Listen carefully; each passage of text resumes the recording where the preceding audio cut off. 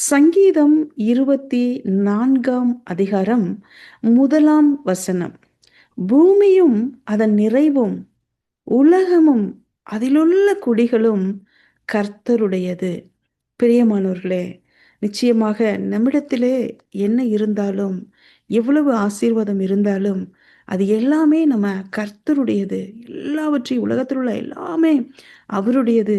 அவர் நமக்கு எல்லாவற்றையும் கொடுத்து ஆண்டு கொள்ளுங்கள் என்று சொல்லி எல்லாவற்றையும் உருவாக்கி, நம்மையும் உருவாக்கி, நம்ம கரத்திலே அவர் கொடுத்திருக்கிறத நம்ம உணர்ந்து, எல்லா காரியத்திலையும் அவருக்கு நம்ம மகிமைப்படுத்தவும், நம்மள தாழ்த்தவும் கர்த்தர் கிருபை செய்வாராக. நம்ம ஜெபிக்கலாம்.